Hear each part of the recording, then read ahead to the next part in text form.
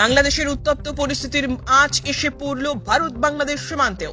নজর রাখবো এই মুহূর্তের একটি গুরুত্বপূর্ণ খবরের দিকে। সীমান্তে গুলিবিদ্ধ এক বিএসএফ জওয়ান, তার নাম বিপিন কুমার। সূত্রের খবর, উত্তর ত্রিপুরার ধর্মনগর মহকুমার মহেশপুর সীমান্ত এলাকায় কর্তব্যরত ছিলেন তিনি কর্তব্যরত অবস্থাতেই গুলিবিদ্ধ হন।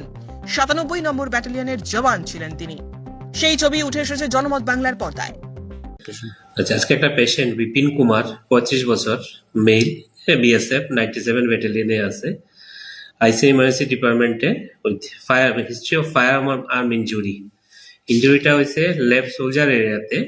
আমরা 2টা এন্ট্রির মতো উন্ড পাইছি এবং 2টা বার হয়ে গেছে এরকমও উন্ড পাইছি।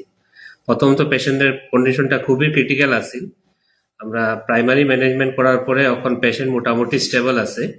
সিটি স্ক্যান করতে পাঠাইছি, সিটি স্ক্যান করিয়া এর বাকি ম্যানেজমেন্ট করার লাগে আমরা আগরতলা পাঠাই। আর আপাতত মোটামুটি স্টেবল আছে পেশেন্ট। স্যার হোলটা কি ফায়ারিং এ গুলির? মোস্ট প্রবলি ফায়ারিং এর, এটা 2টা এন্ট্রি যাবো, এটা গুলিরই।